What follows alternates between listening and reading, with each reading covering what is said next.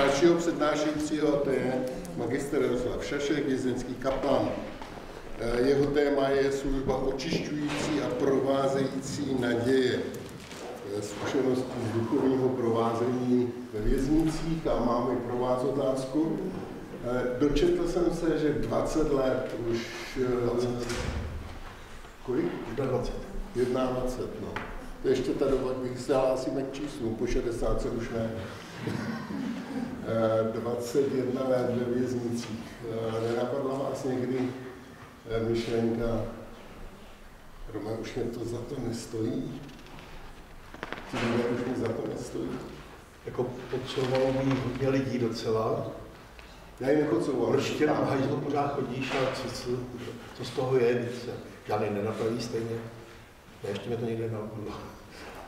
A zdraví tě limituje, ale jinak jako nenapadlo. Jasně, zdraví nás limituje, to já vnímám v nemocnici taky, ale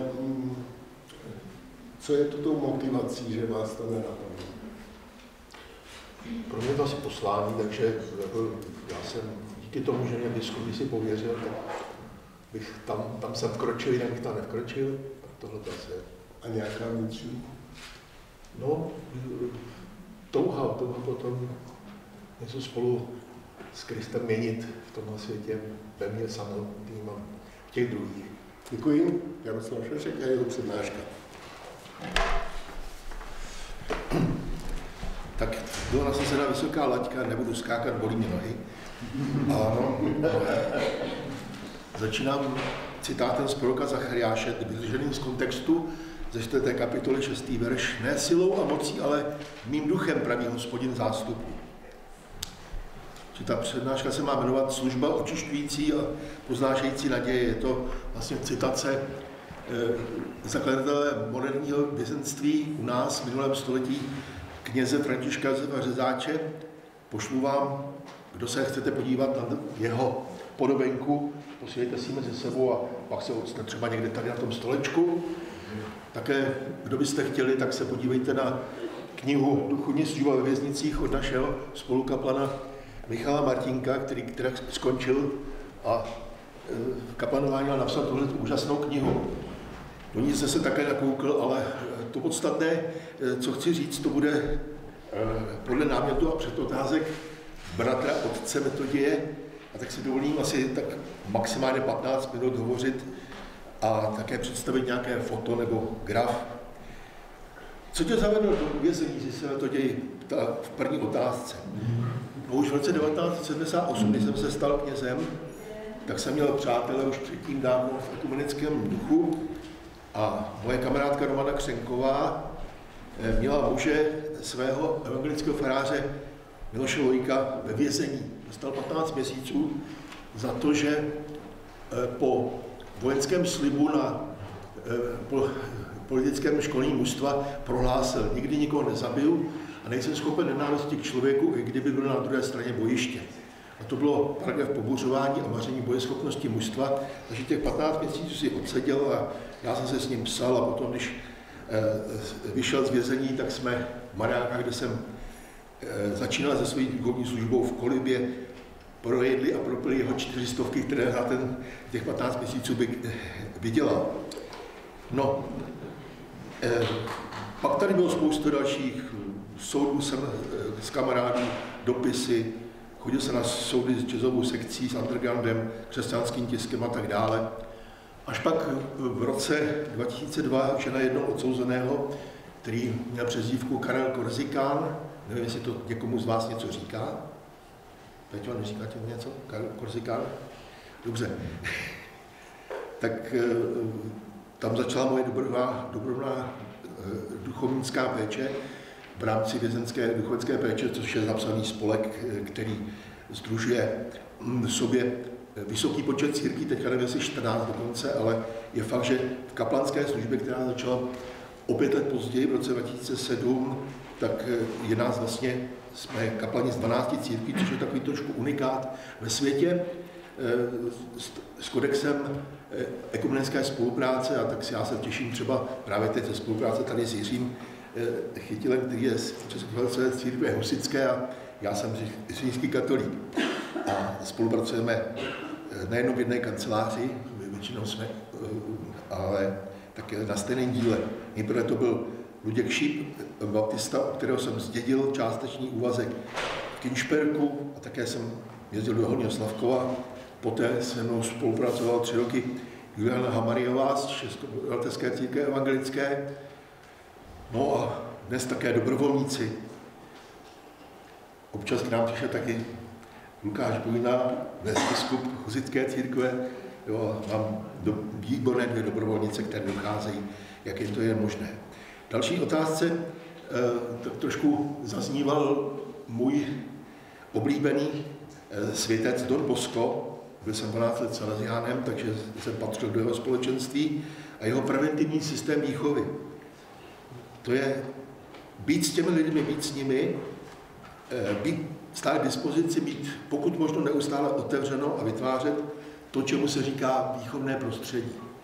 Takové prostředí, kde ty lidi nejenom přežívají, ale jakoby sami se v něm doplňují a pomáhají si k tomu, aby to nebylo tak strašný, nebo aby to pokud možno bylo trošičku lepší.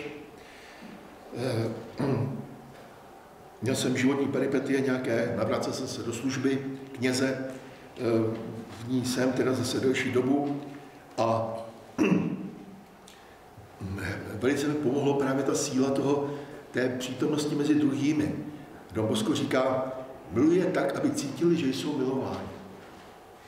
Což je samozřejmě velice náročné, vyslovit se to dá snadno, ale prožít to úplně je velice těžké. Zvláště když máte odpor k nějaké vině toho člověka, nebo vidíte ho, jak konkrétně jedná, co dělá za prasárny a tak dále. My si to samozřejmě můžeme přečíst v tom systému vězenské informační služby a tak, ale dívat se na toho člověka není dobré jenom skrze ty paragrafy. Tam je nutné s ním jako opravdu být, hovořit s ním, probírat jeho život, jakousi nekřečovitou lehkostí pomáhat k tomu, aby se dali překonávat ty překážky. Mám takové heslo, které bych chtěl naplňovat celý život, je z toho nejdelšího žalmu, co máme v Bibli, 119. a volně přeloženo podle Bognera z 32. verše. Po cestě tvých ustanovení běžím, srdci mému volnost poskytuješ.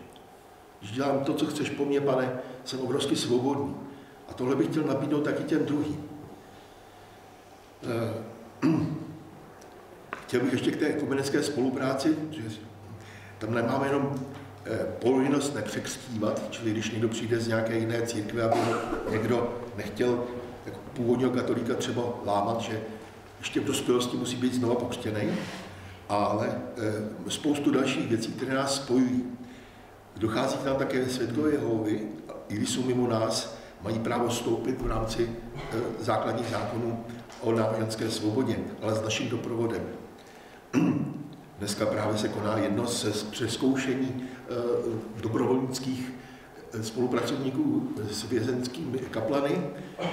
Jedna moje spolupracovnice tam právě je v Praze, která to koná a svědkové Jehovy jsou taky povinni toto školení a přezkoušení vykonat. Oddíl pro odsouzené věřící a se zájmem o duchovní hodnoty. Je to jediný oddíl, který je v naší republice v této podobě a vznikl na podnět našeho pana ředitele Vlastíka Kříže, který v roce 2008 až 2012 ve vězení byl jako ředitel, pak ještě krátkou dobu poté. V roce 2010 se stalo to, že se nadchl nad filmem dokumentárním o jakési argentinské věznici, kde bylo vytvořeno celé patro a později dokonce 2 patra věřících vězňů, kteří se za sebe navzájem modlili, pomáhali si, konali bohoslužby, zvěstovali vysvobození skrze Ježíše Krista a tak dále. Nadchlo to a my jsme vypracovali projekt pro to, aby mohl něco takového být také u nás. Takže máme od té doby oddíl pro odsouzené věřící a se zájmem o duchovní hodnoty, kde jsou také přítomni ti, kteří mají označení nízká mentální úroveň nebo možný objekt napadení nebo snížená tělesná hmotnost. To možný objekt napadení jsou většinou ti, kteří třeba udělali takový ty odporný trestný činy, jako násilí na dítěti, sexuální a jiné. Jo, a tihleti v uvozovkách věřící nebo hledající, řekněme, by jim neměli nejen ublížit, ale měli by je ještě více spíš ochránit. Jen kdyby to s těmi lidmi dopadlo velice špatně. A tak proto tam má existovat jakési výchovné prostředí, kde si ty lidé navzájem pomáhají. V současné době je na našem podílu asi 84-5 lidí, veď? Už je to? O desítku je tam. Prosím? O 10 míň. Ne, 84 bylo určitě minulý týden. Tak je, že by tam někoho ještě vyhodili, ale jako, jo, že z toho asi skoro 60 má ten zájem o jakousi duchovní péči, někteří občas a někteří stále a trvale. Čili i denně se setkávají, modlí se spolu, někdy zpívají a tak dále. Máme tam takové základní přirozené heslo, které na té chodbě visí. Nad nikým se nepovyšuje a před nikým se neponižuje. Metodě se dále ptá, co se ti při doprovázení odsouzených osvědčilo. No, osvědčilo se mi to jako normální pastoraci udělat z těch největších lotů spolupracovník. Je to taková nadsázka sice, ale nějak tak to asi taky funguje a neupřednostňovat jednoho před druhým. Důležitost autenticity svědectví, to je mého osobního života. Jo? Důležitost naslouchat. Jsou osobní pohovory, které jsou vlastně stále u nás. Některé trvají 5 minut a jiné 2 hodiny třeba. Takže, a ty zaznamenáváme do té informačního systému vězenského. Ne, co se tam říká, ale že jsme takovou dobu hovořili. Žít ovzduší důvěry. Nenapadlo mě nikdy se nějak bát těch odsouzených, to vůbec ne. Mimo trémy jsme vystupování právě teď, to se bojím. Jít mezi ně na tu jejich celou, sednout si tam, popovídat si s nimi. Důsledně každému vykat, aspoň já to tak dělám, a oslovuje křestním jménem. Třeba říkám Lukáši, prosím vás a podobně. Což neplatí tady pro Lukáše. Co pro tebe naopak bylo slepou cestou, se ptáme to něj. No, moje naivita, přílišná asi důvěra, ovšem radši budu naivní, než abych byl nespravedlivý. Nikdy jsem nechtěl komukoliv zavřít dveře, i když to bylo asi potřeba. Zásadně nikomu výmatiskovi nedávám nic a nic také od druhého neberu, ani bombónek nebo něco takového. To korupční příležitost, nenavrhujeme pochvaly ani tresty, i když o tom mluvíme s vychovateli, že ten by si zasloužil a podobně. Postpenitenciální péči jsem zažil hodně zklamání. To je vlastně péče buď těsně předtím, než vystoupí z vězení ven, anebo poté. Tak, protože třeba v Plané jsem mýval některé u sebe na faře nebo v nějakém jiném našem objektu, tak jsem měl zklamání z recidivy, brzy se ten člověk zase vracel, nebo jsem byl basině okraden, ale nikoho se nikdy nevydával nějakému trestnému stíhání. A neslušně víc, než je běžné, si dovolím říct, že vidím práci Boží s námi a mezi námi. Něco jako zázrak bych to řekl, neslušně víc, než je běžné, se připouští. Jakási obrácení, ven ze závislostí, smíření s lidmi, restaurativní pokusy. Jo, jsou odsouzení, kteří třeba celý rok píšou dopisy postiženému, třeba znásilněnému od nich, pak je zase zahodí a teprve třeba 20. dopis pošlou. Odváží se nabídnout tohleto, ten pokus o smíření, pokus o přijetí a tyhle ty kroky dělají. Takhle by asi měla vypadat pokusy běžně ve většině zemí. U nás je to velice slabé, protože neustále tady nějaká depresivita, neustále čím dál víc úřadování, takže je to velice obtížné. Kde čerpáš inspiraci a sílu, se ptá Metoděj? No, je třeba žít ze zdroje uvědomí svých osobních mezí, slabostí, zdraví, kapacity, ale hlavně ve vědomí Boží milosti, pomáhající v Duchu Svatém. Často je to mimo mé představy, co se jako vlastně děje, ale na základě Božího slova, v životě ve společenství církve, ve svátostech je možné překonávat nejen vlastní limity, ale i ty, které jsou stále vězenské služby České republiky nastaveny. odsouzení bývají většinou bez motivace k jakýmkoliv změnám, protože neustále někdo trestá, dávají jim špatný porce jídla, neustále mají nějaké příkazy, zákazy a nic jako nového, co by bylo nabídnuto jako příležitost k tomu, aby trošku povyskočili. Proto jsem to nazval vlastně služba očišťující a poznášející naděje. Poznést tu naději, že to jde líp, že to jde jinak. A to není jenom ve slovech, samozřejmě tam musí být ještě další spolupráce. Dobře se spolupracuje třeba mě osobně s některými zaměstnanci jako psycholožky, speciální pedagog, někteří vychovatelé, ne všichni.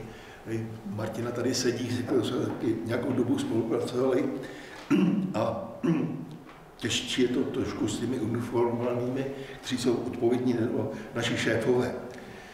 V posledních 2 letech jsem vděčný za nový pohled a spolupráci také mých dobrovolnic. Žije ve vědomí obrovského božího požehnání a i když se zároveň svědkem mnoha ztrát a osobně také ztrácí. Rád bych ještě nebyl pár fotek a teďka nevím, jak začít. Budu vidět fotky a budu číst, co to znamená. Tady vidíte Jezus Kristus ve vězení a pokračuje se dál. Opačně. Jak to dá?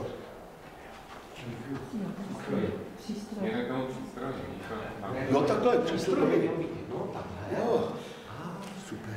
Tohle.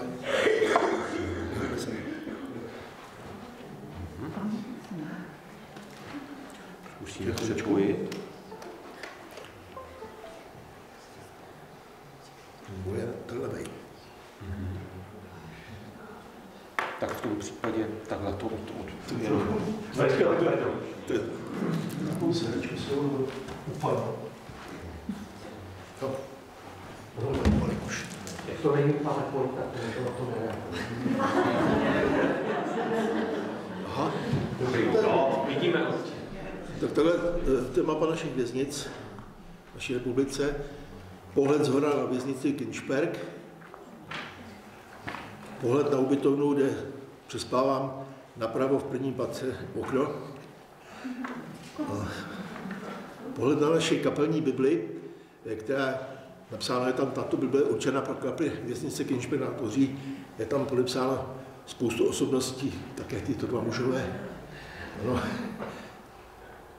Rok 2008 kancelář na jiném oddíle s odsouzenými, kteří měli první zájem. To bylo, můj předchůdce měl 3 klienty. Já jsem začal asi s 8 přibližně, pak už to dál pokračovalo s větším nábojem. V roce 2009 jsem vyhořel plané a řekl jsem, blaze tomu, kdo nic nemá, nebojí se, kam to schová. No. Sbor kaplanů v roce 2009 nebo 10 asi. Já jsem taky tady někde se ukazuju, ale vy to nevíte. Tady se někteří vidí z Koinonie. Peťo, vidí se tam? Pecánku? No, seš tady, jako v roce 2010 jste nás navštívili a měli jsme mši svatou pro větší množství odsouzených. Tady se vidíš už, veď? Tak, Koinonie svatého Křtitele u nás chodívají tak 2x, 3x do roka. Až takovéhle větší množství se scházelo v době, kdy tam byl pan ředitel Kříž. Teď nám to omezují neustále tu kapacitu, takže dejme tomu na 2. a 4. sobotu v měsíci mívám bohoslužby pro pracující a objednávám tam do 100 lidí a přijde jich třeba 60-70. Tady je Křesťanská policejní asociace v čele s Jánem Laňkou, takovým policejním člencem a naším bývalým ředitelem vlastníkem Kříže. Měli jsme duchovní cvičení pro ně právě u nás na ubytovně. 2 z mých chovanců, řekněme, vězenských, Jarda a Jirka, byli pokřtěni. Jednomu z nich je za kmotra kriminalista u nás v Plané, v roce 2012. 3 kluci dostali přerušení výkonu trestu, tak jsem je vzal na faře a ten uprostřed s fousama, to je Jaroslav Machovec, který ze vzorně staral o kostel svaté Anny Poutní a jeho okolí, bydlel tam a pracoval a přijímal další chudáky. Tady Panky se setkal nějakým způsobem na náměstí v Plzni s knězem Vlastíkem. Jo. A ten nalevo se jmenuje Panky, jo, jsme mu říkali. Tady právě přítomný Pecánek taky žehná těm, kteří byli pokřtěni ve věznici. Tady udělal František biskup svátost zbožování Standovi. A uprostřed průzoru, kdybych to mohl zvětšit, tak to zvětším, sedí současný generální ředitel vězeňské služby generál Simon Michailidis. To je z té mše. Tady jsme na jednu z vycházek s Petrou Pragerovou. To si zažila ještě taky, Petru? Já jsem stala. Jo, dobrý. Kolová, to je to místo vedle Kinšperka, kde je ta věznice právě. Skupina, zajímavá skupina, která se jmenuje Wine Song, k nám přijela ze Zimbabwe, Jižní Afriky a Velké Británie. Je zajímavé, že z toho Zimbabwe a Jižní Afriky byli Běloši a pouze Rachel byla z Londýna. Jak je jedna z vycházek v Kinšperském kostele s Petrou Pragerovou. Adventisté 7. dne s Bohuškem Zámečníkem. Opravovali jsme vždycky 2 roky okolí křížků obci Krajnhof, Dvorečky. Vysekávali jsme tam nálety a opravovali takhle s těma klukama. Taky jedna z vycházek s kolegyní Kastlovou. A v roce 2017 přijel k nám biskup Tomáš ekumenické bohoslužbě. Odsouzení mu vyrobili obraz se 2 holuby v naší kapli. No, se 2 holuby. Tady se zdraví odsouzenými a otec Metoděj a sestra Juliana jsou tam s námi přítomni. Juliana a Večeře Páně v naší kapli. Hlavní kaplanka Květa Jakubalová v naší kanceláři. Duchovní obnova z Koinoní, kde byl zase Pecánek přítomen. Chlapík s kytarou ještě nedonedej chodil po chybu po svobodě a prodával drogy, dnes už tam zase sedí. Zpátky. Už mám končit? Poslední. Jsem chtěl ukázat tady otce Metodě, aspoň to je ono. Já jsem stále, že ten Metoděj byl předtím. Nepustili nás ven. Zatím pokaždé. Tak to je poslední. Na nikoho se nebojš, na nikdy se neponižuj. Všechno lidí žije ve vězení, které si sami vytvořili. Chcete elektřinu od ČEZu nebo RWE na křesle? Rozdíl, podělal jsem to, táta mě zabije, anebo podělal jsem to, musím zavolat tátovi. 40% odsouzený nechce mluvit s kaplany, 35 aspoň jednorázově, 25 stále a pořád. A tady rozdělíme, jaké mají starosti, nejčastější témata pastoračních rozhovorů, starost o rodinu, momentální konflikty, tenze a podobně. Velmi málo vyrovnávání se s trestem. Zdravím vás.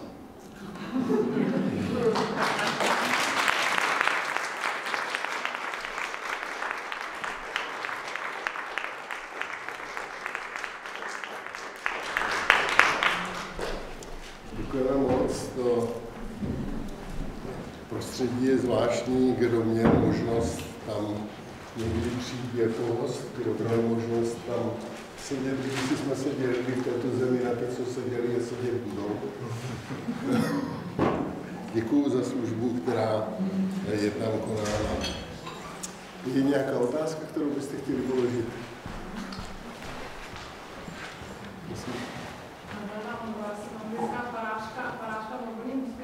Já bych se chtěla zeptat, jak jste mluvil o tom, že s některými zaměstnanci a vychovately máte dobrý vztah, ale jak je to celkově, jako jestli vás ta věznice jako instituce vítá, jako kaplany, jako vaší práci, a nebo s nimi vlastně bojujete?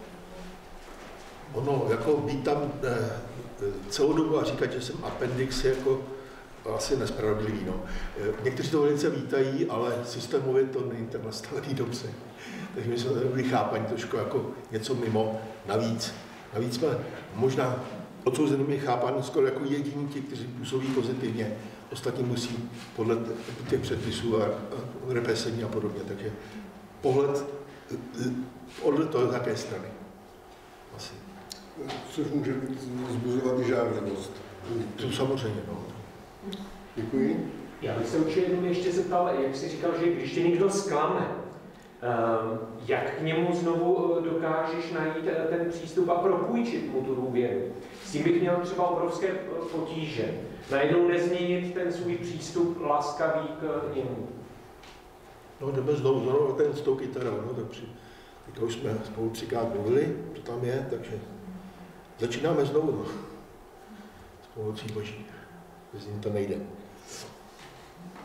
A skutečně si ti daří zapomenout, nebo... Ne, to asi ne, to se musí s tím pracovat samozřejmě, to, co bylo uděláno špatně a taky tomu člověku to připomíná, že aby se s tím nějak vyrovnal, dělat ty pokusy něco změnit, vynahradit a tak, to samozřejmě musíme. Je důležité říct, že v křesťanství není zapomenutí, i když mluvíme o odpuštění, protože kdyby zapomenutí byla křesťanská vlastnost, tak požehnaní sklerotici. Ale pracovat s tím dál. Mě zaujalo to oddělení pro odsouzené věřící a se zájmem o duchovní hodnoty. A se zájmem o duchovní hodnoty. Jak to funguje? Můžu poprosit trošičku hlasitěji. Funguje tak v době samozřejmě covidu to fungovalo velmi omezeně. My si tam snažíme vybrat ty odsouzené, kteří mají ten skutečný zájem. Je to velice těžký, teďka je to dodávat, protože tam ten systém tam dodává i jiný lidi, kteří tam překážejí, dělají problémy. Takže v současné době to bylo asi 200 lidí z vězení, kteří by tam chtěli na ten oddíl, ale je to omezený samozřejmě, takže my navrhujeme, a někdo to schválí nebo neschválí. Čili pro mě je to uzavřené oddělení, kde jsou lidé, kteří splňují tohletu charakteristiku a byli ten schválení. Z našeho pohledu my si tady konzultujeme. No. Trošku jsem to říct nějak, zase jinými slovy je to samý. A je to tak, že tam snaží, že jsou tam věřící, jako, kteří tvrdí o sobě, že jsou velmi zbožní. Pak je tam ta skupina, kteří jsou hledající a v té nouzi, v tom vězení, jako si šáhnou úplně na ty existenční hodnoty, proč vlastně tady jako jsme, tak jako se chytají toho Boha a ptají se po těch myšlenkách o Bohu a o Kristu. Takže ty tam taky jako takhle přivádíme. A pak jsou tam právě ty, co mají ty nešťastný paragrafy, jak už tady zmiňoval, ty násilnické na ženách a na dětech. A pak jsou tam právě ty případy, které tam nám šoupne vedení, protože se domnívají, že jsou tam věřící, kteří mají s nima toleranci a všechny je tam chápou. Takže ty jsou potom takový trošku víc jako problematičtí a škodí, ale i ty jsou jako hledající. Jako potom. A jste tady ptali, jak člověk k ní přistupuje, když no nějak jako zklamuje. Já tam teda poslední rok a půl, tak tolik jako zklamání jsem ještě neměl možnost jako zažít jako tady můj kolega Jarda. Ale jako jediná jako recept na to je přistupovat k ním jako Ježíš. A tak já to jako sobě mám, že tak jako Ježíš nám dává tu důvěru a furt si přeje, abychom my šli po té správné cestě a my vždycky jako upadneme, tak nějak to kličkujeme a v nich to prostě člověk taky musí jako vnímat. Že jim pořád jako musíme dávat tu šanci a ukazovat jim toho Krista a přivádět ho stále k němu. A nejhorší je tam si povídat, že ty někteří jako chodí na tu skupinu, na ty bohoslužby, jak tam jdeme. A potom ty druzí tam jako tolik nechtějí, protože řeknou, oni si tam hrajou na to, že jsou strašně zbožní a potom, když nejsou u vás, tak se chovají úplně jinak. Jako. Tak to je jako pro nás jako dost těžký s nima to rozebrat, aby se na ně nezlobili, aby se zaměřili jako na sebe a na to, aby oni se snažili přijít tomu Bohu. A je to takové jako takový klín do toho a strašně nás to mrzí, protože oni by taky jako potřebovali slyšet o tom Bohu a stejně ne se to o tom dozvídat. A tak jsem rád nad tím dneska teď tady přemýšlel, že by si měli zaměřit, aby neodsuzovali ty druhý, no, aby mysleli na sebe, že každý má ty svoje starosti. Děkujeme Děkujeme za službu, protože ta výzva prožít zklamání a přitom dát znovu příležitost, to je v podstatě to, co s náma dělá Pán Bůh, zažívá. A i ta myšlenka, tady se na něco hrají a ve skutečnosti potom v tom životě někdy to vypadá jinak, to je tak i v tom kostelovém světě.